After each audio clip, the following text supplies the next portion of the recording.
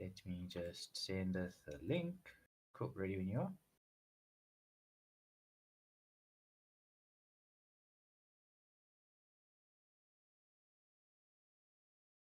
Okay, there we go.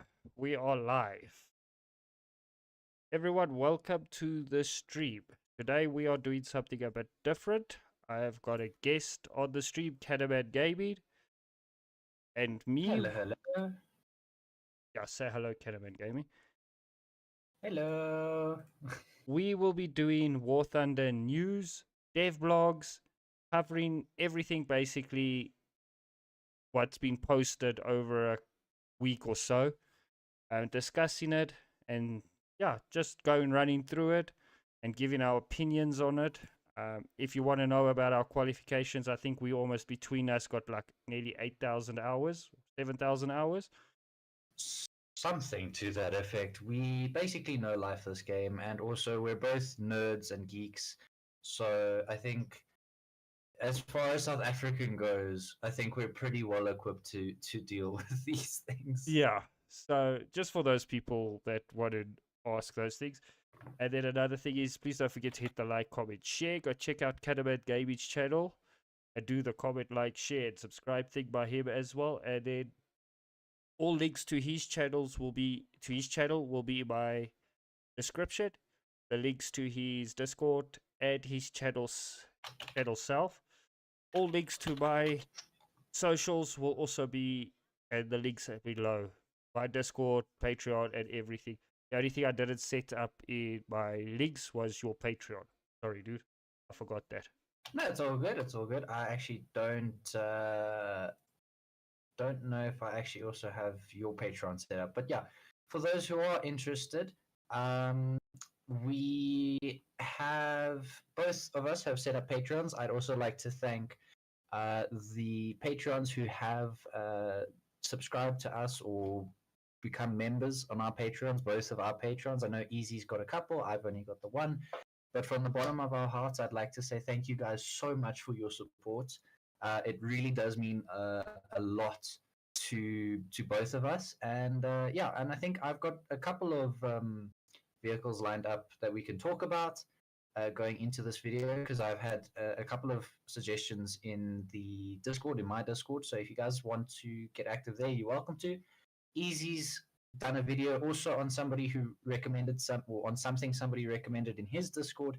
So we both listen to you guys and we appreciate you guys a lot. So please don't be afraid to reach out to us if you've got some video suggestions or anything, because we are more than happy generally to oblige, so long as it's not 1 o'clock in the morning. Hey, Easy.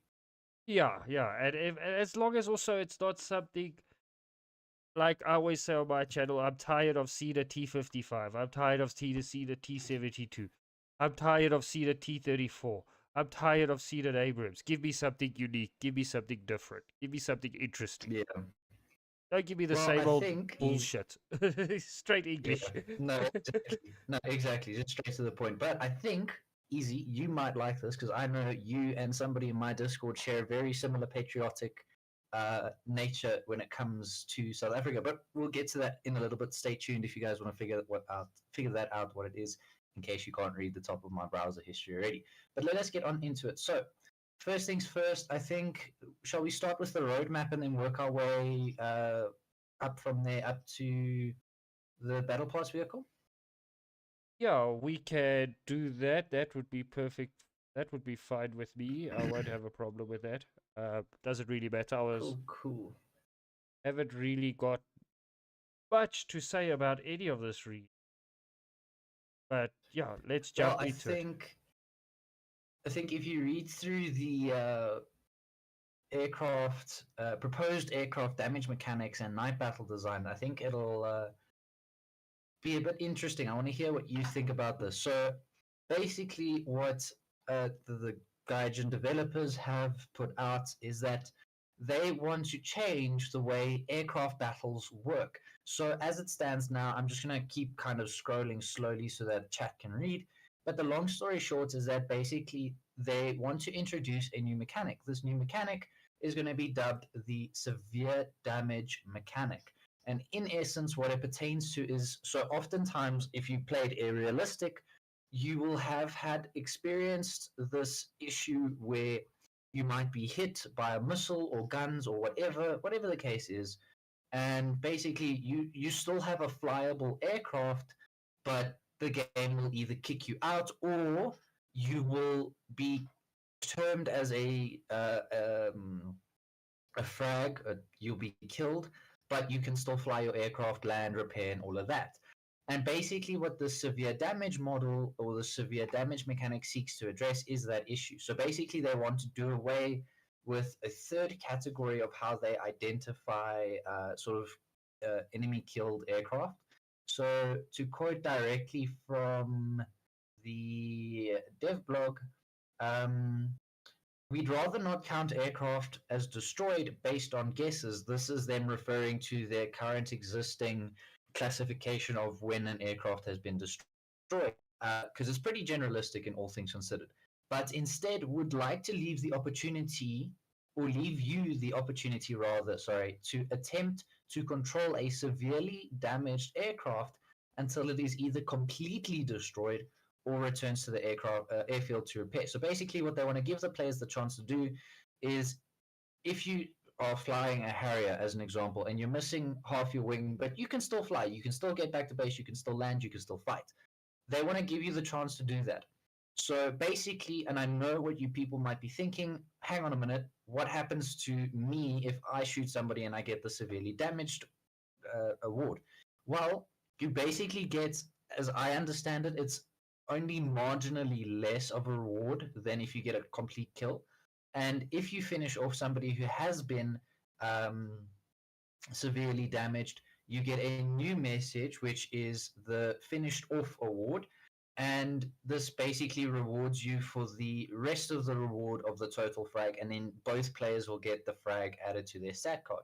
So, in essence, to say it verbatim as what Gaijin has said it, um, uh, finishing off, when I say that, I'm referring to the finished off part. When a friendly player finishes off an enemy aircraft that is severely damaged, they will receive a new message finished off. For doing this, they will receive the rest of the reward and the frag and the statistic. For the player who inflicted the original severe damage, they will also receive a fully fledged frag to their statistics as well. However, no additional award or reward, sorry, because they did not play part in finishing the enemy off. As a result, both players will receive the frag for the enemy aircraft in their statistics, as well as counting for tasks and camouflages unlock as usual, for example. So I don't know what you think about that mechanic and how it might play out going forward. I'm quite excited because it does, as somebody who often ends up with aircraft that are still flyable, I feel cheated a lot of the time where I have a flyable aircraft and then I get auto ejected or whatever the case is. So I'm quite keen for the mechanic change, but I want to know what your thoughts are. Like, what's your take on it? I've never had the problem where I got auto ejected. I mean, I play a lot of Russian aircraft, yeah, but I don't play top tier That jets like you that's the guys. problem. but you play the Russian bias. but I've had the Yeah, sorry. instance where, especially with the British, where my tail will get Mm, shot up, but I'm still able to fly to base. If someone doesn't pounce on me from behind when I'm limping back to base, and that, I think it's a cool reward that they're giving you that did all the work for someone out there stealing your kill. So that I mm, agree with. It brings a bit of fairness to it. I mean, because you in a dogfight in an aircraft, and aircraft is fun. Playing aircraft air is very fun, but getting your kill stolen from you when you can't kill a player because he's outmaneuvers you or he's faster than you, that's not fun. And someone else gets the kill. That I agree with. yeah. And I think also, like, based on what you're saying, like, that's also the other thing, and I didn't even think of that, but you hit the nail really on the head. I think this reward is more aimed not necessarily at the fact that, like, you get auto ejected or whatever, but more so that I think people have always been and I know I've been one of these people. I've complained on the forums countless times about it, where you do all the heavy lifting for a frag, and then especially at high tier, somebody launches a missile, or even in low tier, like you'll have a 109 that's like space climbed, and then he dives on your kill and then Yes. steals the kill kind of thing. And I think this also will encourage more active gameplay instead of having people passively stealing kills, which Yeah. will be healthier for the game, especially at the lower tiers. Because I know in the lower tiers it's quite a the shadow of my hand on my wall from my light just scared the ever living bejesus out of me. I'm so sorry. But coming back to the point, um, the like I've often experienced this where as like I'll be flying a bomber and then I'll have somebody who's behind me who's done all the work and deserves my death, so to speak, my frag, and then somebody from that space climbed will dive on me in a bomber and then steal the frag, Yes. and That's what I I'm feel talking bad about. for the person. And I feel bad for the person who got the frag stolen from them, and I think that'll also then encourage people to be more proactive when they then come on and play ARB. But then the second part of this dev blog, which is quite interesting, is the night battles. So Yes, this is the Gaijin, everybody one. knows that Gaijin basically completely scrapped night battles for quite since the roadmap basically was introduced. They've scrapped night battles as an entire sort of feasible option, and they never said that it was going away permanently, which I'm very glad they didn't because I quite liked night battles. The only problem I had was that you would be in a Sherman or something, and then you had to fight at night, or you'd be in a Chieftain where you didn't have thermals and you had to fight at night. But their proposed sort of plan going forward with these night battles is that they want to make night battles a toggleable or selectable um, option, basically. So you can select in your game mode screen whether or not you wish to participate in night battles. It'll only be available in ground realistic battles, which fair enough. And the option to participate in them is enabled by default. That is a very important word. So or important phrase, if you do not like night battles, as soon as the patch drops that contains it, please go ahead and deselect it as an option. It will be enabled by default. Um, Having this option, however, does not necessarily mean you'll get into a night battle. This is because you'll have to be put into two queues, one for regular without night battles, and then one with night battles. So a chance basically to get into both. Um, and the chance of getting into a night battle basically remains approximately the same before they were turned off. So really, nothing much changes in terms of the actual like queuing of the night battles in all sort of in terms of base game mechanics. The chance of getting in a night battle is still very small. Um, but there's also a big change in terms of the battle rating that is required. So as of this, well, with regard to this dev blog rather, they're basically saying that the minimum BR is going to be 10.0, where the vast majority of vehicles will have night vision and thermal devices, which I think is a very, very good step. Because even at 8.3, 9.3, 9.7, there are some vehicles, I can't think of them off the top of my head, but there are some vehicles that don't necessarily have thermals.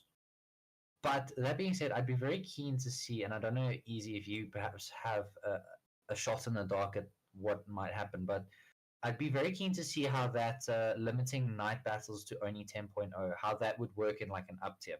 So, like, let's say you play 9.7 and you get up tiered, and Good point. will that impact it? I wonder if that will impact it. We what you were saying there is the same problem as they want to split Cold War and Second World War tanks. It's going to be the same problem, in my opinion. How are you going to do it? Unless you people moan and bitch about waiting times, but I've got an idea your waiting times for night battle will be longer. Because as far as Yeah. I know, majority of players do not like night battles. Now, I can understand Yeah. why. I'm one of those people. I can't stand a night battle. You eventually now get there's two ways to the two stories I'm gonna say. You eventually research all the way from reserve all the way to whatever night battles begin. and you eventually get this nice shiny looking little tank, and you decide you're going into a battle, and your first battle is a night battle. You just paid the 3 million silver lines for it. You haven't researched anything on that tank, and you get thrown into a night battle. Yeah.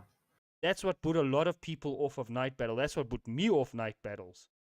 Then your other thing is you get a new player from somewhere that's got a bit of pounds, dollars, or euros or whatever laying around, and he goes and buys a rush 10.0 vehicle, 10.0 vehicle, doesn't know the game mechanics or nothing. He's watched a few YouTube videos and thinks he knows everything.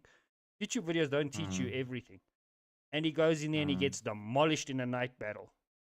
So what I think, what I would do if I was in the shoot to lessen up the waiting time, I would say fine, 10.0 is where night battles start, optional, but I just got a time limit that they wait for a game to begin. They said they don't want it to take longer than this. I can't remember what the time limit is.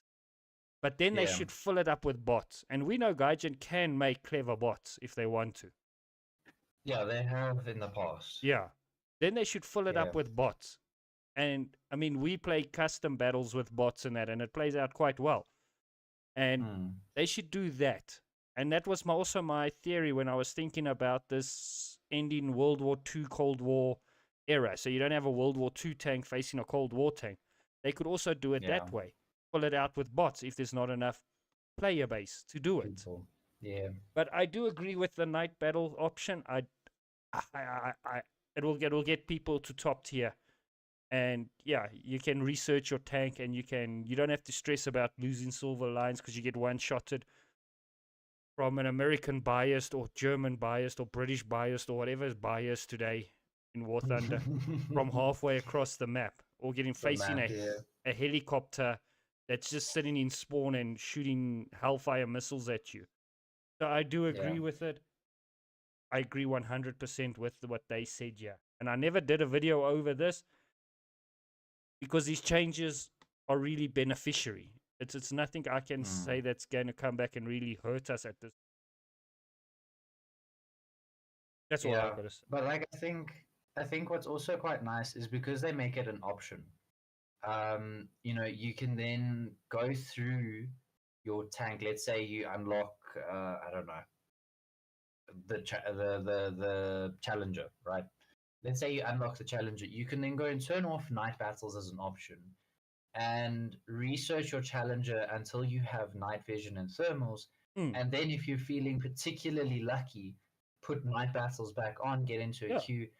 And then you at least are in a position where you're competent because you've now had a chance to fairly research the modules on your tank. And I think, like you said, that was the thing that threw people off, is that they would get to 10, 9, 8.0, whatever, and then they would start out in a vehicle, and the first couple of games would be a night battle. They don't have NVDs, they don't have thermals, and they would get absolutely wrecked because pretty much everyone else around them has NVDs. Yeah. So I think that allows people to then research the modules that if they do choose they want to go into a night battle, they then at least can't. I think this is also Gaijin going, we've given you an opportunity now. You can't blame us if you go into a night battle unprepared. I agree. Yeah. And I think that's good for them because, I mean, look, Gaijin does give us as the player base a lot of ammunition to throw back at them. They really do. And at the end of the day, these guys are just people. So I think it's nice to see them kind of also owning up to their mistakes. But also I like that they are also thinking smartly now. It's not just dumb, it's not just dumb mechanics and dumb dev blogs. And there's thought being put into the roadmap. And there's thought being put into upcoming sort of mechanic changes and such. So it's nice to see that they're actually getting people thinking now because we've slagged them so on social media. But I think that is all for this devblog. Shall we go on to the battleships? Which the two of today, the devblog of today. Yes, I see you did a video on this, and I think you should lead the charge into this one. Base Tassar says, put in a mechanic where once you install NVDs, night battles are joinable. So that's basically what they have done. they've basically just gone and said, look, um, once you have NVDs, you can then go and toggle the option, and that's basically what they're getting at.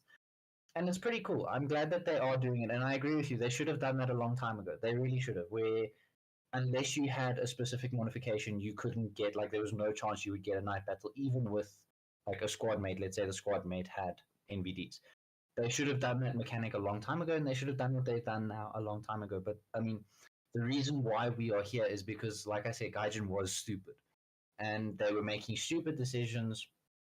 And now, because we've slagged them so much on social media and Steam and all of that, um, they've kind of got a wake up call. How long that wake up call lasts, that's debatable. But for now, at least, let us enjoy it while it lasts. But anyway, Easy, if you would please sail us away with this new dev blog on the 2 pre-order battleships, I presume, for the next update. Yes, it's 2 pre-order battleships, the HMS Iron Duke and the IJM Yamashiro. I did that. Yeah, sorry, I don't mean to pick up those words. So basically, guys, we're English. It's okay. Yeah. Sell your car, sell your house, give your children up, put your dog down, and buy a bicycle. Do whatever you gotta do. Yeah, because it's $70, and we all know, even if you transfer that into rands, it's a shit ton of money, and we do know in America, $70 is a lot of money. I've got a lot of American people that I play with, so I know from experience when they talk to me, $70 is a shit ton of money, guys, as well. But with naval, I've got a couple of problems, and you can maybe tell me I'm talking nonsense or I'm talking not. Gaijin has worked naval arse to front, in quite frankly, in how I'm putting it. Okay. Yeah. Because they've taken World War I dreadnoughts and they've put them at the top of the tree. Mm-hmm. So from where do you go after that? The whole naval tech trees are all mishmatched, confusing. They talk about realism, but it's not that realism as they say. But the interesting thing that I got out of these 2 articles, the skins on these ships. I don't know if you got it open. Now, yeah, they've got the Dazzler, yes, what's it, dazzling camo. Yeah. It's not realistic at all. Ships never had these. They might have had the country's flag on the starboard, or the front piece of the ship. But you know what this reminds me of is World of Tanks. They do these type of things, and it's also like a paywall type of thing, an event thing that you can get these fancy camos. How far Gaijin's going to go with this, I don't know. It's just something that stood out. The blue one on the Iron Duke is pretty cool. But it does look very nice, I will admit that. I'm just worried that this will be a paywall. So I don't know how much naval you play, but I've recently just finished the entire naval French tech tree, or French naval tech tree, to the point where I have a pre-dreadnought. I've got the Paris. Admittedly, she's in her more recent outfit, but she's still fundamentally a pre-dreadnought, or at least a pre-World War II battleship. And in terms of it being sort of like arse to front, in a lot of instances, yes. So, for example, you have the Bravi, which sits at 5.0. It should sit a lot higher. Because the Bravi is for those who don't know, it's a destroyer with a missile that basically it's branded as a SAM, but you can use it to hit ships. Yes. And look, it's not very effective. And the Americans also have a ship like this, so it's not just the Russians; it's the Americans as well. Both of these ship classes sit at 5.0 in that bracket, and they really should be higher. And I mean, there is definitely an argument for some aspects of it being like arse to front. So, for example, the American 5-inch guns are obscenely powerful for what they are. And some would argue, yes, that's realistic. Some would argue, no, that's historical. I don't know enough about 5-inch guns to be able to tell them from chalk to cheese, but they do feel a bit broken. And In terms of the battleships, though, the nice thing with how Gaijin, so they've introduced a recent damage model that basically you have an unrepairable breach or uncontrollable flooding, whatever the case is. And it makes the ship's sort of fights a lot more tense. And I think I think that's more so what naval lacks is the same sort of tension as, say, ground RB or air RB. But I don't know if it's unrealistic, simply because it is that much slower. Naval combat is that much slower. I mean, even if you play Rule the Waves 3, or if you look at how historically naval combat played out, it was a lot of, because I mean, ships at absolute max get up to 70, 80, maybe 90 k's an hour, depending on the class, right? Yes. So they're not fast, right? And yes, the problem with the problem with naval is not that it's unrealistic, but more so that it's unintuitive. Like, I mean, I had to go and watch Commander Tyrael and European Canadian, I believe is his name, or English Canadian, whatever. I really don't care at this point. But I had to go and watch two YouTube videos, basically, is the point I'm getting at. Two sets of controls, because the controls are just that unintuitive. Um, and even the sort of the battle, like everyone, when they play naval, everybody goes, "Oh no, I need to shoot at the ship." Mm-mm. Where in actuality, you need to shoot sort of just short of the ship. You need to hit below the waterline. And and the problem is that there's so few people because of this problem. There are so few people who create content around naval, and even fewer people who create content who do educational content on naval. That by the time people get to naval, they buy, let's say, one of these $70 packs. And look, I mean, these are battleships. They are powerful. They are really, really powerful, even if they are pre-dreadnoughts, pre-World War II battleships, or even just battleships, period. They might be big and they might be bulky. They might have long firing, sort of long reloads, but they're still battleships and they're still obscenely powerful. But if you don't know how to, say, angle your ship, if you don't know how to aim your guns, if you don't know how to do turret ranging shots, which is basically you cycle through all your turrets one by one, if you don't know how to play naval and you have no idea what you're doing, you're going to waste $70, which is 1,200, 1,300 rand, right? And that is more so my gripe with naval is I'm all for them introducing packs and stuff, but then teach the people how to use them. The tutorials that Gaijin currently has in War Thunder for naval are very insufficient, completely and absolutely disgustingly inadequate.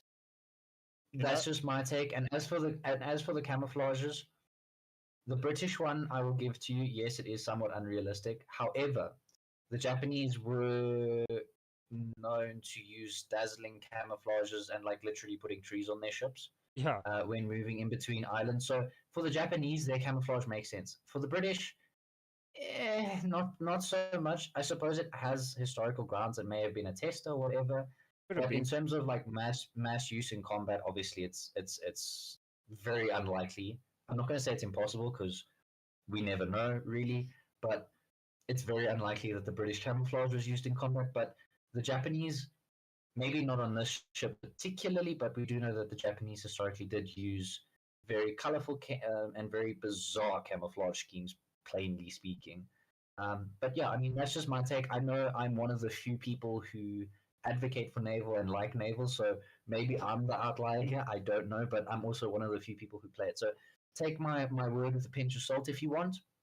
But yeah, I mean, I think most of the problem really just comes down to the fact that people don't know how to play naval because there's no actual tutorial on it. But that's just my take. And also, I mean, if you're going to spend 1,200 rand or $70 on this, then why don't you get, one of the top tier jets as an example, or get, I think you can get 180 days of premium for $900, and then you can get for $300 or however much change is left over, you can get 5,000 golden eagles, you know? So there's that trade off, you really got to be smart. If you're going to buy this, I think you have to be really dedicated to naval. This is not a premium pack, either one of these. that I would suggest an average person buys. You know, You have to. I think you have to be playing naval if you're going to buy this kind of pack.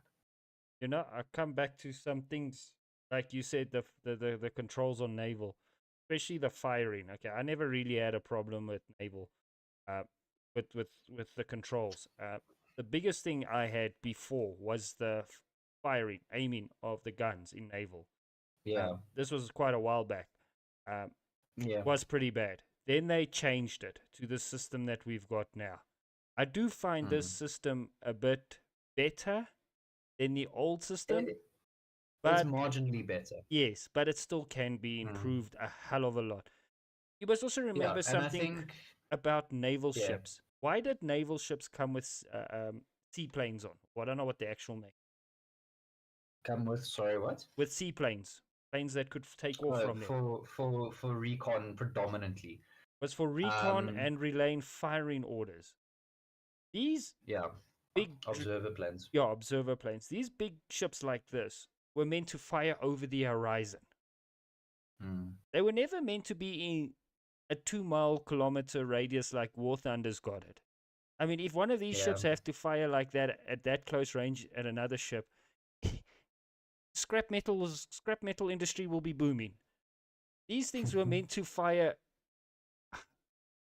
hundreds of kilometers away before the other side sees them. That's why the guns got bigger and bigger, and then they got smaller, but they could fire even further. So it was a technology thing at that time. And we've seen in history of dreadnoughts like this firing on cities and leveling 2 blocks at a time. So, Gaijin, this is one of the problems, and what I keep coming back to in air and in ground and in naval is the map sizes are absolutely atrocious for what they're trying to Yeah. achieve. Even at top, like, and it's particularly bad at top tier Yes, levels, like at the that's where it's higher echelons. that's where it's Yeah, absolutely worse because it's like we were streaming War Game Red Dragon the other night, and you yeah, googled a what was it a T? I yeah. The can't. T-64 has a total gun range of 4,000 kilometers. Admittedly, though, the modeling of the range of the T-64 in Wargame Red Dragon is a little bit scuffed because that's not 4,000 kilometers. That's not 4,000 meters. Yes. But even so, if you take even the artillery, like you'd think like the MLRS has a really long range, right? It can lob rockets at 12 kilometers. But then you play that little vehicle on a Wargame Red Dragon map, and it doesn't even reach the end of the map. It doesn't even reach halfway. Yeah. You have to move it up in order to hit a target. Yes. So, like, that is the thing. And I think every content creator has been saying this. And hopefully, Gaijin will soon listen that at least at top tier is where the top echelons, rather, in ground and naval, the maps are not big enough. Absolutely, and that's one of the big problems. Not even remotely. That being said, though, the sort of circle fights for naval at 7.0 and sort of 6.3 and up, although they are rare, and I wish we had more ish of them. The circle fights that occur in naval are pretty rangy. I mean, you get sort of 17 kilometers and upwards in terms of spawn distance between the spawns. So they're a little bit better in naval, but yeah, I mean How I many? also suppose it's a balance. I suppose it's also that balance of, if you only have 13 players or 12 players on the field, you still need them to engage each other at some point. But How, then I suppose the other option is then increase the number of players in a battle. But I don't know. Hopefully they come up with a solution, because there is one. They just need to think a little bit harder. But what about shall it? we move on? Yeah, we can move on. Us, we can spend all day, yeah, all night, yeah. Yeah. So let's quickly just dash through the sort of stat cards for each of these ships. So HMS Iron Duke, Dreadnought battleship HMS Iron Duke, named after the Duke of Wellington, was the lead ship of her class of the Royal Navy. Iron Duke took part in significant battles in the First World War, including the epic Battle of Jutland, where she was the flagship of the Grand Fleet under the personal command of Admiral John Jellicoe. In War Thunder, Iron Duke relies on powerful armor, excellent main armament, of 10 13.5-inch guns, 343 millimeters for those who don't know inches, and devastating high explosive and also semi-armor piercing shells with a large explosive charge. So basically, based on what this ship description is saying, is that this is going to be a bit of a ranged brawler, mid-range brawler. So you're going to be looking to engage your targets at about anything between 9 to 13 odd kilometers out. And you're going to basically be relying on things like plunging fire to go through the bolt armor of the enemy vessel. IJN Yamashiro battleship IJN Yamashiro was built before the events of the First World War, but fought in the Second World War. In her last battle in Leyte Gulf, Yamashiro was up against 6 American battleships, with only 10 members of her huge crew surviving, with Vice Admiral Shoji Nimeshiro going down with the big ship too. In War Thunder, Yamashiro will be one of the best ships in terms of firepower, with 12 guns of the 356 millimeter caliber and 8 additional 152 millimeter auxiliary guns on each side. So basically, she's got 14-inch guns, which are at the moment the dominating caliber. That is the same caliber gun found on the Scharnhorst and the Hipper, making her a very dangerous Japanese battleship. Whether she comes with AP, solid AP, or SAP, semi-armor piercing, that basically remains to be seen, and that will also determine how she plays. If she comes with solid AP, she'll play, I think, a lot like the Scharnhorst, just with a lot less maneuverability. But if she comes with SAP, I feel like she'll play a little bit more like the British battleships, where she's going to be engaging from a fairly safe distance and relying on that plunging fire and her armor really just to keep her alive. But that's all I have on those two ships. Easy, anything to say on that? The weakest point to these ships is a lack of anti-air. As with most battleships, yeah. So if you want to engage this thing, I'd rather say no. Find something else, kill it, spawn in a plane or whatever, and then come and bomb the living crap out of this thing, because it doesn't have anti. Those few guns that it's got that you see in the video, it doesn't mean bugger all. So they're anti-air, and then decks. Their decks are normally quite weak. So the sides are meant to be the strongest points on these ships, and the turrets. So yeah, but I've got nothing further to say about this. Epic. And then the last dev blog that we have is the Battle Pass vehicle HMS Gay Archer. Okay, but we also got to cover the Vickers 11. Let's cover this because of those comments. Oh yes, actually, yes, I forgot about that. Right. Let's do the Vickers first. Actually, before we get to that, let's go to the Vickers, because there's been a couple of comments that I've seen. Yes, the Gay Archer sounds extremely happy. Or take it any other way you wish to say it, Logan. Yes, the Gay Archer. Yeah, if you watched my video, I was like, I don't want to piss anybody off. I don't want to piss anybody off while I'm saying this. Yeah, I can imagine that was a bit of a rough video to make without having a giggle. Other places, I was just calling it the Archer. Fair enough, I can't argue. But let's quickly look at the Vickers Mark 11, the wheeled behemoth, according to Gaijin. The Vickers Mark 11 is a prototype wheeled combat vehicle developed by the British company Vickers as part of a private venture in response to an Australian requirement in the 1990s. This vehicle will arrive in the game with the next War Thunder update. Characteristics of the Vickers Mark 11: a light tank for Britain at rank 6. She's got a versatile 105mm cannon. Apparently, this is the same cannon that sits on the VFM5, which, for those who have made it that far on the British tech tree, you'll know it's a very reliable cannon. Even the heat is pretty reliable, heat FS.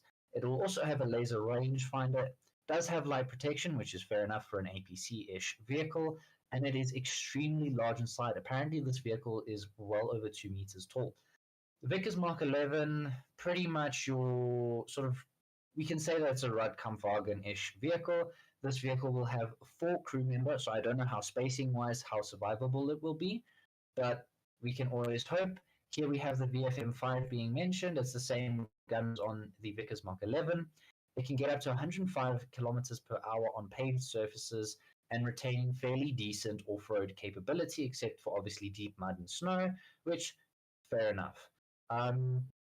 It's based on a modified APC chassis, not much protection. So kind of just distance is your friend. Now, there was a comment on sort of Easy's video. Sorry, I was just fixing my nose there a bit because it suddenly got blocked at a very inconvenient time. But there was a comment on Easy's video, and I believe the comment was something along the lines of um, the Gaijin can add the entire line of Scorpion vehicle light tanks, and instead they choose to add a useless piece of crap, i.e., the Vickers Mark 11. Yeah, I don't know if Easy wants to get into that before I do, because I've got quite a lot to say specifically with that comment in mind. But I don't know if you want to go ahead, Easy, and give us a little bit of cover on your side of the story. Okay. The Vickers Mark 11 was. I can't find precise stats on how many. Thing never reached mass production. It was designed for a prototype, same as the Concept 3 for South Africa by Rheinmetall. This you can classify under that tree. When South Africa put the contract out for new armored vehicle, Rheinmetall developed the Concept 3. The Australians put a contract out for an armored vehicle, and Vickers tendered for it and put this concept forward. Same like, what's that other British tank that only the Jordans use? The Khalid. Yeah, and the Egyptians also. So it all falls. Yeah, there's a couple of them. Yeah, it falls along that line. So this is basically, you call it a test bed demonstrator. This is what could have been. I don't know why they're adding it into the tech tree. As far as I feel, this should maybe be a G vehicle, because it was like a once-off prototype type of thing. Now, coming to that comment, that guy, yeah, a lot of people want the Scorpion tank to come into the tech tree. I'm one of them. I do. It's an iconic vehicle. But we got to remember how Gaijin thinks. If you want something, okay, 1 year for Christmas, I got to write down a list of things I wanted. And there was this model, I built model aircraft carrier of the American. I wanted this. The only thing I had on my list, all I wanted. Christmas came, there was a big box there. I got happy and I thought it was this aircraft carrier. Opened the box and I saw it's one of those things that you put in the swimming pool and you lay on it while you're in the water. Oof. One of those. Yeah, okay. All right. So what I'm basically saying, guys, what you want, Gaijin's not going to give it to you now. If they see you want something bad, you are going to pay for it. And that's what my suspicion is. So don't always want something and don't always tell what you want. Don't tell Gaijin. Yeah, don't tell them, because they're going to make you pay for it. The Vickers, it's nice coming to the tech tree. I like to see these type of vehicles come in. And on survivability, I think it will have a good survivability. You'll tend to have 2 crew in front and 3 in the turret. You're going to have the same situation as the Rottles. You're going to have a wide open space between the cockpit turret and the end part of the turret, because this is actually an IFV. I think it could take 4 to 7 crew members. That 4 plus 7, I think. Something along those lines. 4 plus 6. Yeah. Along those lines. So you're going to have the spaces in between, which is going to make it a bit survivable. Height is your biggest enemy on this thing. Everyone will see you for miles. So, and something else I want to touch on. Sorry. I'm stealing up so much time. No, it's all good. Go for it. Gaijin works off a trend. And I've been noticing it since the South African tech tree was added into War Thunder. They've been implementing a lot more wheeled vehicles coming into the game. And I remember before South Africa came into the tech tree, people wanted wanted these vehicles to come into the game, and there was a big fuss about it. Now that Gaijin's adding it, we are moaning that there's too many. So you see how this works. And Britain, now that people are saying that Britain doesn't need any more light tanks. Before they were moaning Britain needed more. I disagree strongly, but yeah. Yeah, you see where the player base is now confused. I don't really give a shit. Mm, If I could have it, yeah. I'll let them add every single vehicle that was ever made into the patch tomorrow. But there'll be nothing for them to make money. Because I like seeing iconic vehicles. I like seeing these things. I can wait 3 more years for the Scorpion because Gaijin, it gives them something to keep going. It gives them something to make money. Their business, as I've always said.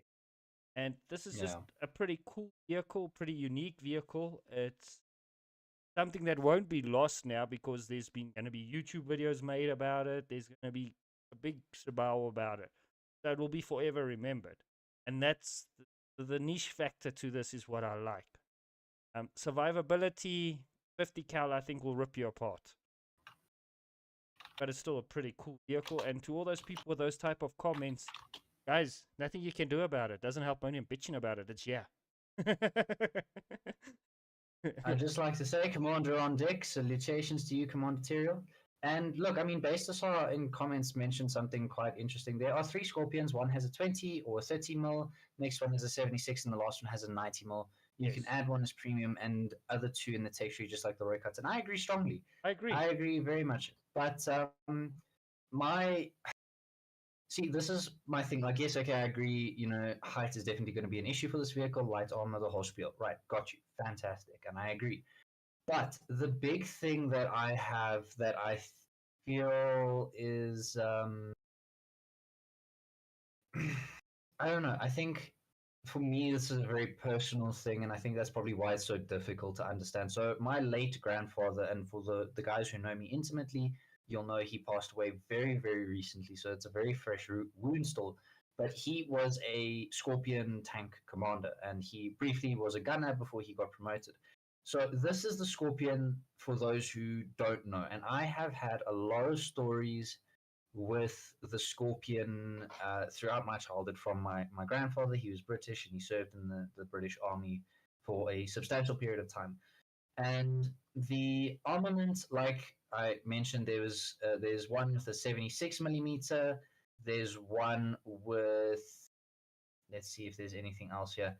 There's obviously just one variant, but there are different variants of this tank, or rather tankette, in the Bovington Tank Museum, and there's just period lots of variants. There's a Scorpion 90, there's the Cougar, there's the Saber, Salamander. There's a lot of different options available to Gaijin. And I get, why would you add something? Yeah, I think he does actually. But yeah, I mean, the why would you add the Scorpion if, or why would you add this rather if you could add the Scorpion? And look, it is a fair argument. I get it. However, with the vehicles, they aren't actually too dissimilar. They both have very similar armor rating. They both have very similar performance. They function similarly. The difference is that Vickers Mark 11 is a behemoth. It is a elephant amongst the wheeled tanks. I think this thing is actually probably as big as the Class 3P, which currently, if I'm not mistaken, currently is the biggest wheeled tank in game, right? But here's the thing, right? And this is quite a big but. And you mentioned this quite extensively in your piece there. Britain needs more light tanks. Whether those light tanks come in the fashion of a truck or whether they come in the fashion of wheels, it shouldn't matter. They need more light tanks because at the moment, top tier Britain suffers massively, massively, massively, massively with a reconnaissance capability, with the ability to flank. Because you play the Challenger 2, to give you an idea, had an additional armor package added to it that added something like 20 tons to the vehicle, and they didn't upgrade the engine. Do you see the problem here? The tank is slow as it was without the additional armor, and then they added more armor. So there is no real reconnaissance capability within the UK branch, ground branch at least. Yes, you could say you can use, helicopters, aircraft, you can rely on your other teammates, but how often have we been in situations, and I think every single War Thunder player will agree with me, we've all been in a situation where the teammates have let us down. So having the option to do your own reconnaissance needs to be a thing. And I think for me, like Easy said, I can wait for the Scorpion because to me the Scorpion has a very strong sentimental value. And if they add a premium, like Hassar was saying, then cool. I think I might be one of the very few that purchase the premium. But I think, I think it was European Canadian that mentioned it. War Thunder has jumped the gun on so many things. Mm-hmm. The Scorpion, if it gets added now, and this is my concern with the Scorpion, and this is why I don't think it should be added. If the Scorpion gets added now, it's going to die every single time without fail, and it's not going to be a good vehicle because it's going to be outperformed by things like the Vickers Mark 11, by things like your Centauro, by things like your Roykats. I agree. The Scorpion will just be outperformed in pretty much every facet until there's a decompression. The Weasels will outperform the Scorpion. Agree. Unless the Scorpion comes in at 7.7, which I highly doubt it because it's an extremely capable anti-tank vehicle, especially with the 90 mil. It's I don't see it even at 7.7. It's a very vulnerable vehicle, and for somebody who has such a strong history with the Scorpion, I don't want to see that happen to something that is as beloved as the Scorpion to me, both for my grandfather's sake and for my own personal sake. I like the Scorpion. I love it. It's an adorable quote unquote. It's an adorable little aggressive war machine, but you get the point. Whereas something like this, nobody really has. There's a very few who have an affection to a vehicle like the Vickers Mark 11. Yeah. And if it gets absolutely roasted in battle, people aren't going to care as much.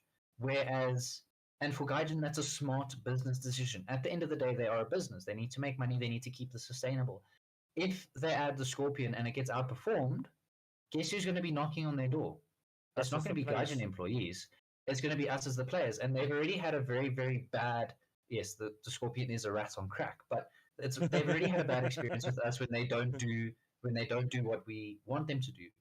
So why would they, as a business, add a vehicle that they could I can probably safely say this, but they can objectively see that it's going to do badly.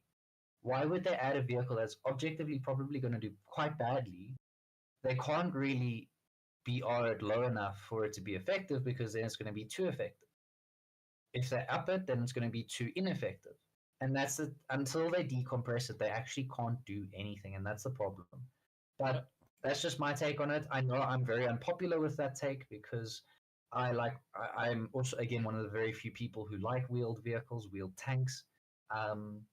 But also I think for me, it's just I don't want Gaijin to ruin the Scorpion because, like I said, my grandfather served as a Scorpion commander for a very long time. And I don't want to see that sort of image tarnished just for the sake of profit. But that's just me. I don't know. Maybe somebody else can point me in the right direction. I don't know. At the end of the day, this is just a discussion. So if you guys do enjoy it, please like, comment. If you have a different opinion, please feel free to comment. Just obviously keep it within the lines of socially acceptable norms. But feel free to comment. Tell us we are wrong and explain why. Because we like to engage with you guys and we're open to very, very many suggestions. But we've covered, I think, pretty much everything. I just got one more thing to except for the gay archer. Yeah, the gay archer. I just got one more thing to say about the Scorpion. The Scorpion was designed as a recon tank. Yeah. 76 It's millimeter. not a fighting tank. 76 millimeter is a low pressured gun. Okay. It was never designed to take on anything. It was meant to sit back, look, relay coordinates for the heavier armor. But Britain, in their wisdom, the Scorpion was cheaper to run than a Chieftain or a Challenger, so they used it in a combat role. And it was effective in its combat role, especially not with the low 75. It could knock out bunkers. It could suppress infantry in trenches. That's why it was used extensively in the Falkland Wars, where it performed very well. And I do agree with you all the way. I think the 20 mil in War Thunder, if it's implemented right, and this is the thing, I'm eyes on that. implemented right, could be a beast. It could really be a very good tank. You could, But it has to be done right. it has to be done right. And I think that's what Gaijin Yeah. can't do Struggles with. now because they can't implement it as it must be. Because they know, like you said, and like I said earlier, everybody wants it. So People will pay for this, yeah. if they implement it and it's a screw up, everyone's going to be barking at their door again, and that's what they don't want. So rather give us something like this, which, if, like you said, if it gets roasted, we don't really care. Not what we want. Yeah, that's my thoughts. But also, like, but you know, and I think Hassar actually just beat me to the point because I was going to say this. We need to understand also doctrine. Doctrine plays a massive role in vehicles, right? And in War Thunder, doctrines by and large are not really effective because the doctrines that the doctrines are designed for are non-existent, right? If that makes any sense, the targets rather. So, like for example, battleships. The target that the battleship was designed to doctrinally fight doesn't exist in War Thunder. Yes, it does to some extent. It was meant to sort of be the brawler of the fleet, but it was also meant to shell targets, right? And the latter doesn't exist. So that's one thing that impacts the effectiveness of battleships, cruisers, everything. And the Scorpion and British tanks in general are no different because the British tanks were designed to support infantry. British tanks carry HE, and then they carry a solid shot. They're meant to be bunker busters, and the Scorpion is no exception. The Scorpion was meant to be a paradroppable vehicle, and it was meant to take out light, and I mean light, armored recon cars of the enemy and deal damage to bunkers, as you were saying. None of those targets really exist, except for the light vehicles. There's no infantry in War Thunder, and there's no bunkers, really, except for in Naval EC. So, you know, that immediately inhibits the effectiveness of the Scorpion. And that's the thing, is it has to be implemented right. And that is one of the things that get in the way, is some of those targets just don't exist. But anyway, I think we've discussed that at a great deal of length. Shall we move on? Yeah. Because I'm quite gay to talk about the gay archer. If you pick up what I'm putting down. So the gay archer is going to be a battle pass reward. It's a torpedo boat. It's going to be one of the top prizes. 40mm Bofors autocannon, high speed, and torpedo equipped. So if you like to put underwater danger frogs into the water and send them on their merry way to blow up a very, very unsuspecting destroyer, this will be the ship for you. What's very nice about this, and this was also the thing that I noticed about the Spey Goose that you were sailing the other day, Easy, that this one actually has a forward-mounted gun. Yeah, boy. Play the Blue Oyster Club song. Yes, we definitely will. But the fact that this thing has a gun frontally mounted, which is a lacking feature on a lot of the particularly early torpedo boats and just coastal vessels of the British coastal line. The fact that this one is a frontally mounted 40mm is very good, and it's going to allow people to play a lot more intuitively because everyone's used to aiming and shooting whatever. And the thing is, as well, a lot of the British coastal vessels are sort of designed to be specifically anti-aircraft because of the placement of their guns. They're all at the back and they all point really high, and they're all just in a really good placement for AA. So that is kind of the mindset that you have to play it with. Whereas this one is not. This one's more aggressive, I'd say. It's a very aggressive little coastal ship. And especially with those two torpedoes on the side there, on each side rather, and the 40mm, it's going to be quite a little aggressive ambusher, I think, which is going to be quite interesting. Yeah, I kind of agree. I just look at things kind of different. Still there? Yeah, I'm listening. All ears. I just see kind of different. I see Tech Tree, then I see GE, and then I see Storepack. Now I think to myself, what makes a Tech Tree variant? Then I would think, okay, an X amount of vehicles produced will fall into a Tech Tree vehicle.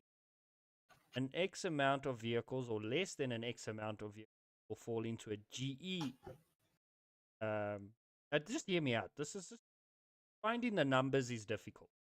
Then this will be a Mm. GE vehicle, and then under this X amount of vehicles produced will fall into a store pack. Yeah? Mm. So you go from mass production, unique, to rare.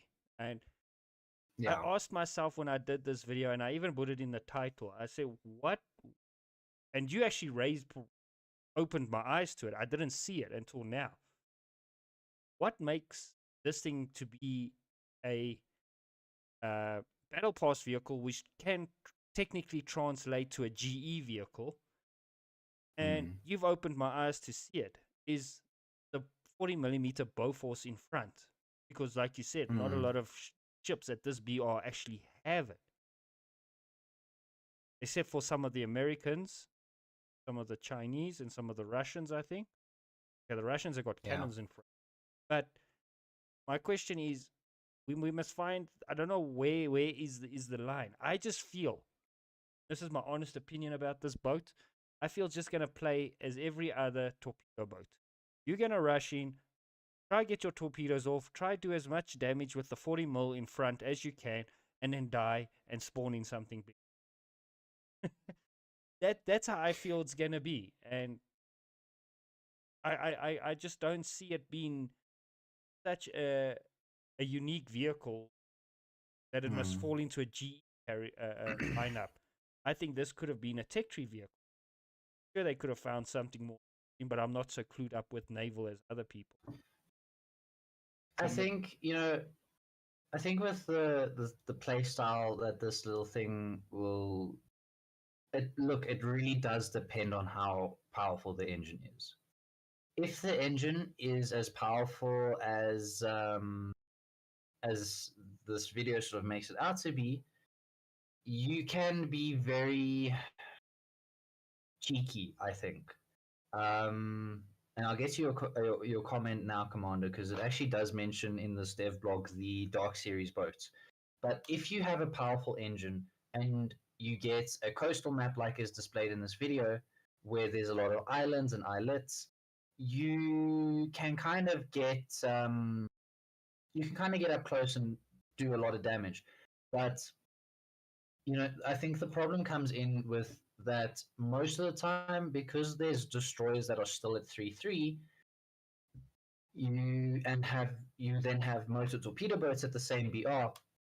It kind of negates the reason that we asked for them to be split. You know, but I don't know. It really does kind of just depend on how the vehicle plays, and I think you are right. This shouldn't be a GE vehicle because this is quite a mass-produced vehicle according to the research that I've done, relatively speaking, of course. So it should actually just be in the tech tree. But yeah, I mean, in this dev blog here, it mentions that so that's just referring to the naming, but I think it's going to be like Commander Teriel says, it's going to be pretty much the same as the Dark Series boats because it functionally is. It functions very similarly. It's got a 20mm Oerlikon cannon, but it's still in a bad position. You can't do a whole lot. And even with the Bofors and even with the 20mm, even with the torpedoes, even with the fact that you have a 74 kph speed, you're still vulnerable Very vulnerable. because Made out of wood. it's a petrol powered, yeah, but it's a petrol powered boat as well. So as I'm reading through this document, I'm kind of going, you know what, really, why did we add this? Because petrol power engines are not great. For example, I mean, and that's the thing. The PT-565 is unique because it is, as Commander Tiro has pointed out, it is the last existing PT boat in real life.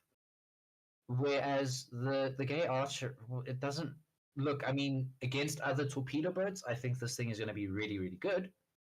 And if you get lucky and you're able to get up close and you have a good spawn and you have a good match and you get a good map, sorry, then you can wreak a lot of havoc. But What's it's the very chances of that good game? I was gonna say it's very circumstantial, and I think that is the problem with having a PT boat as like this, rather a PT boat like this, as your battle pass vehicle, because it is an extremely circumstantial vehicle, and it doesn't add anything really sort of tangible to the game. It's just another look. If this is at a higher BR, then maybe it's worth getting it because then you can research more of the tech tree for less, if that makes sense. But yeah, I think yeah, I don't know. It's up in the air. I think it really just depends on how it performs in the water and in the dev server. And I think maybe that's what we must do is when dev server goes live, we revisit this Oh, because a lot of the I need to time sort that is out the first. yeah, I've been saying but a that lot for of the time the years. stuff on the dev server does really indicate how it goes. But I think Command Serial is going to be on point here with this one. It does really just it resembles another Dark Series, but in all fairness. But I think that's that for the devblog news. If we have a little bit of time, and if easy you won't mind, I have a little bit of a treat for those who have gathered. So Okay. if it's cool with you, I would like to introduce to you the Atlas Caviar, if I can actually find a nice picture of it. There we go. The Atlas Caviar or the Denel Cheetah. Both of these aircraft are two very, very often recommended aircraft in my Discord. So if you'd like to join and give me recommendations, link to Discord server is down below. And Danger Boy 1A, or Logan, as some of you may know him, has been requesting this vehicle, both of these, in fact, for an extremely long time. And I want to do this as a sort of pass to me, pass to you, pass to developers thing. And this is an idea I got from you, Easy. And I have actually put this idea out on the forums. So maybe we might get lucky. Who knows? Maybe it's coming in the next dev uplink. Hello, my love. The girlfriend has joined chat. But yeah, so this is one of the vehicles that has been requested quite a lot in Discord, and it's essentially functions as it's basically a Mirage 3. And long story short, the South Africans got a hold of it. And for those who don't know, the South Africans, when we get hold of something, we like to make it our own. And in this instance, we took a reasonably old aircraft, quote unquote, and we kind of just went, how much engine, avionics, weapons, etc., and how better do you want it? And we kind of just went yes. Um, so basically, this is a comparable aircraft to the Olifants is a good example of that. How better can we make this, especially for the South African and African environments in general? So this is, at least the C model, is regarded as similar to the McDonnell Douglas Boeing F-15 Air Superiority fighter. Um, it has received some assistance in its development by the Israeli uh, sort of military complex, and it also some of the people who play Israel will be familiar with the structure because it does carry the Kafir carries a lot of genetics that came from this program, the Cheetah program, um, and really the Cheetah functions as a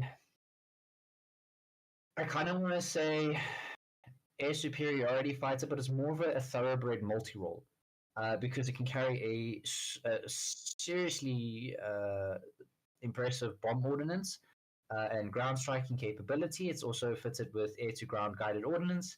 But also, it is capable of carrying reasonably good aircraft. I believe aircraft. Geez, I am so exhausted. I apologize.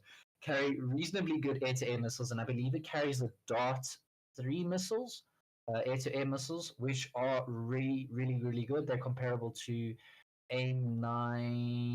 I want to say AIM-9Gs, but it's the more recent AIM-9, so like the AIM-9Ms or AIM-9Ps. And then you've got the Caviar, which is similar to the Cheetah. This was a project that was, so there's Python 3 and R datas, thank you. And the Caviar, pretty much same generation in terms of time period. It was developed more or less at the same time as the Cheetah.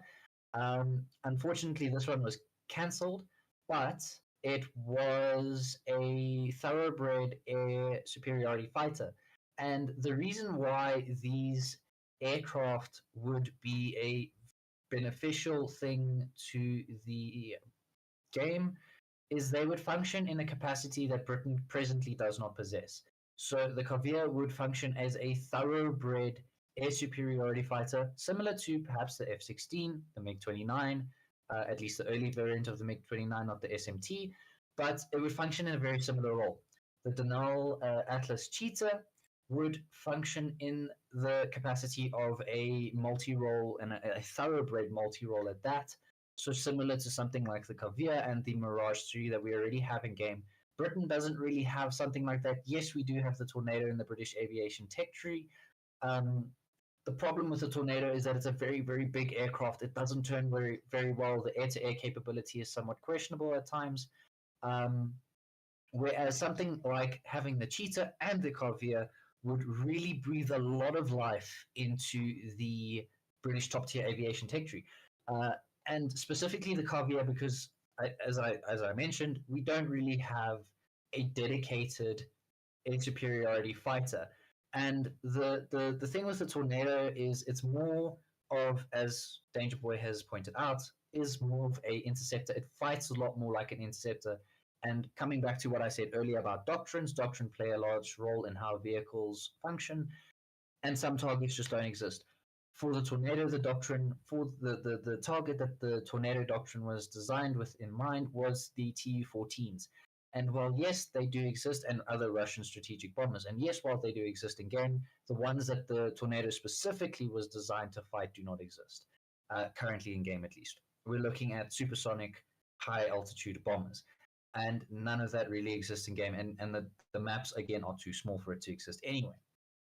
So having a Kavir or a Cheetah, even if it's just one of these vehicles, I think would be a great addition to the tech tree because it does breathe a new life in. It does create a little bit of variance, and it also gives the British aviators a little bit more to work with going forward. Um, Unfortunately, there is obviously niches and catches with it. For example, the Kavir, because it was a prototype, there may be an issue with it being added into the game, but there isn't really an issue for the Cheetah to be added because, again, we've already got a South African subtech tree. I don't see why that wouldn't be added in that capacity.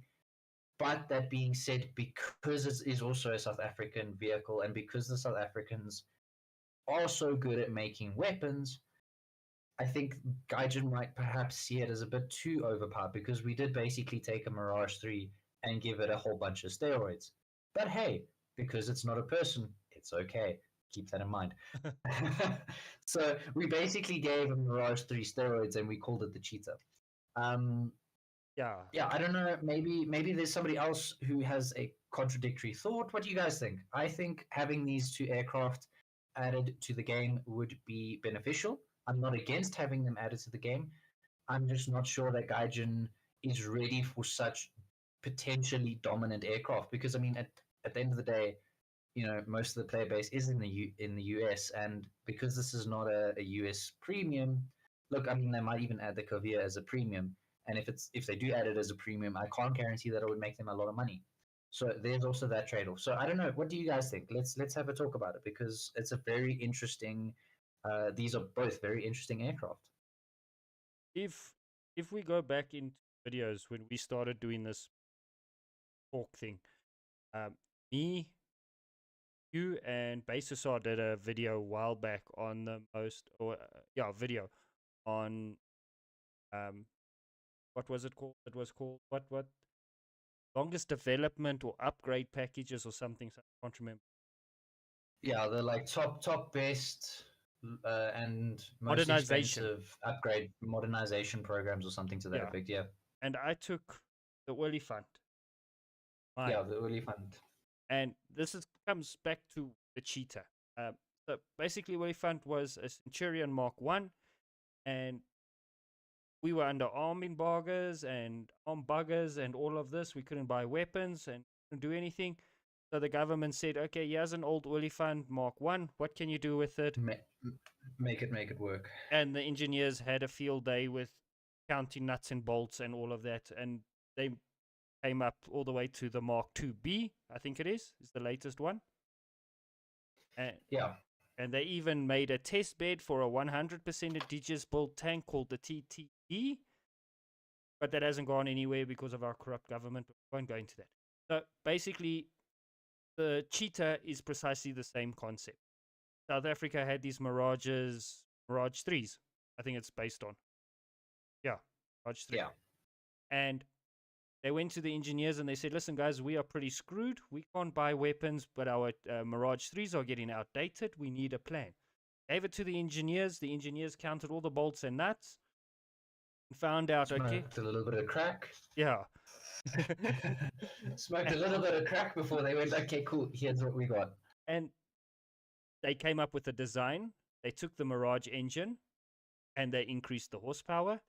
They reworked the frame, and they did have help from Israel, without a doubt, but it was like a handshake project. One hand washed the other hand. They helped us with the Mirage. We helped them with the Kafir. And the projects were still carrying on also with other naval. We were also planning on naval ship development and that. Have you? I don't know if you heard that story. Paramount Naval is leaving South Africa. But anyway, they're closing the shipyards in Cape Town. But anyway, let's get back to track. So they took this and they made the cheetah. Then the cheetah, this was the multi-role fighter variant. But there were 3 variants, the F, the D, and the C. The F was the multi-role fighter. The D was air defense. Which one was the ground attack? There was a ground attack, there was a trainer, and there was a... So then, C was trainer, D was ground attack, and then F was multi-role fighter/fighter. But don't make the mistake. All 3 could be outfitted to do all 3 jobs. That is what That's people... just how they were used. Yeah, they were just used. And not a lot were produced. I think like 24 were produced, somewhere like that. We don't know where the Cubans came and said they shot down 50 aircraft in Angola, because we never even had so many fighters at that time.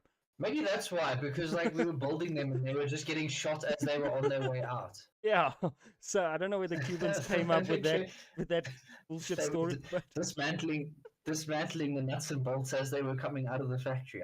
Maybe. And then the other aircraft that you were talking about were, I can't remember the name. The Kavir. The Kavir.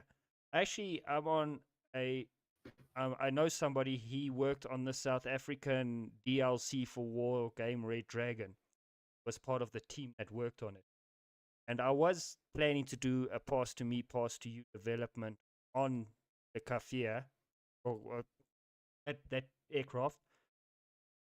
But me and him actually sat down and we had a good spoke. It never passed really the draw.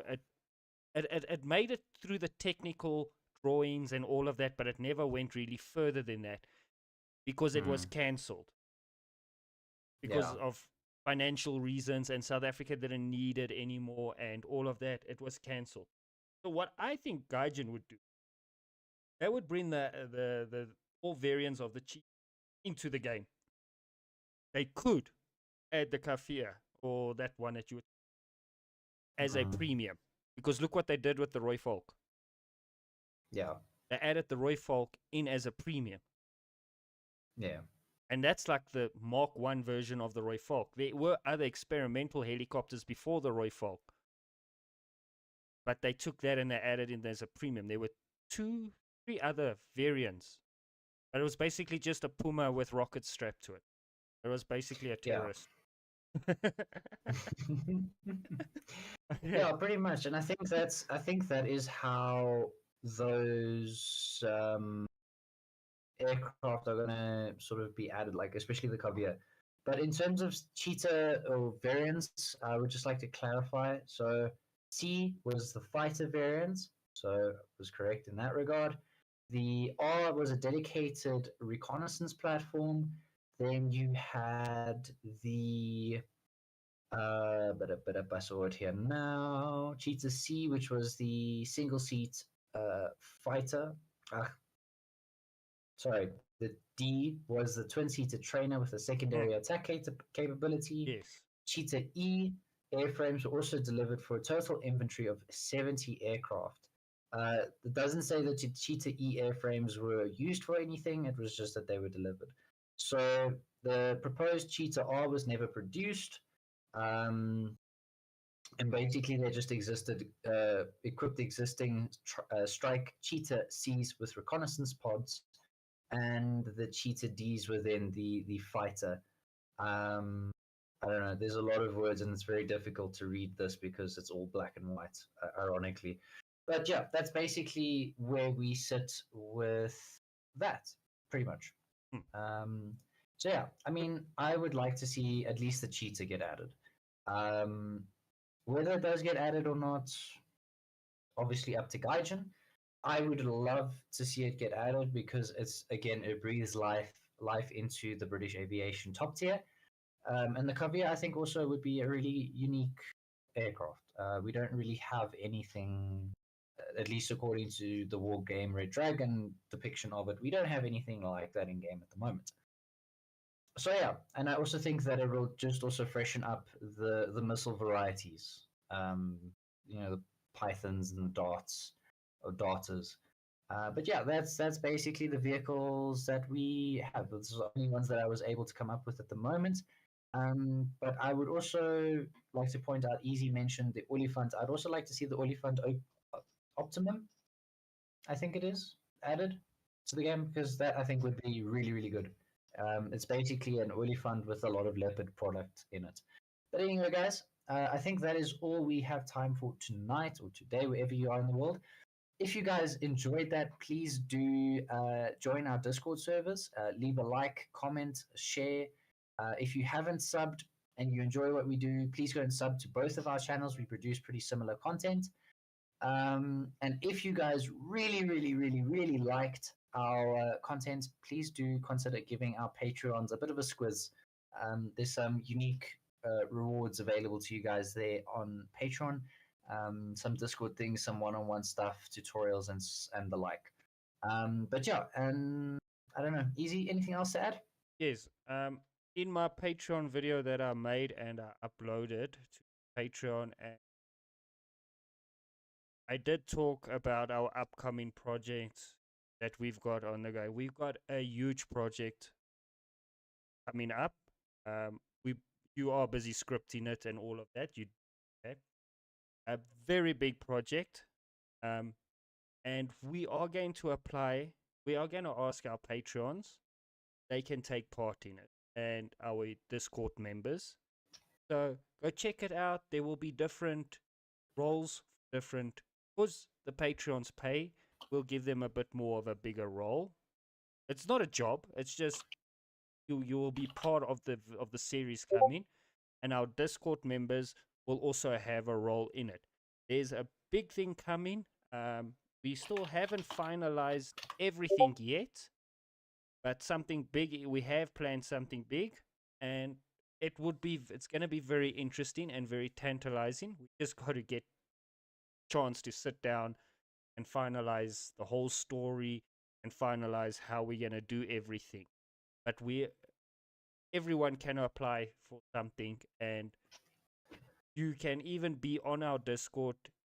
You will even make videos with us if you want to do that. So I've made my video. I don't know if your video is up about Patreon.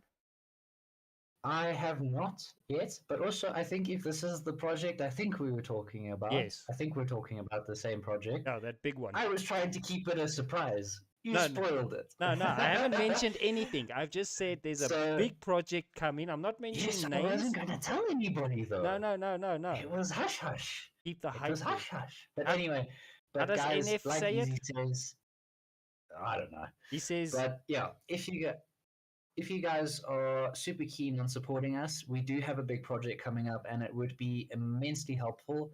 Obviously, priorities go to sort of supporters of the channel, and yeah, it's going to be really, really epic if we can get people on board with this, because I think it's going to be a really fun little project we're going to be running with. But enough about that before we run our mouths. Yes. Thank you guys so much for watching, and also if you guys have any videos that you would like to see or vehicles that you would like to see a video on, I do have a recommendation section in my Discord, and Easy does too, I believe.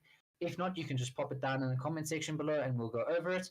Alternatively, Discord is also available to you. We've got a pretty epic Discord, so if you guys want to go and suggest on over there, you are more than welcome to. I myself am on that Discord quite often. So yeah, that is it from me, guys, and from Easy. Good night, stay safe, have fun wherever you are in the world, and yeah, we'll see you in the next one. Yeah, goodbye. Take care. See you guys in the next. Cheers. Have a great evening.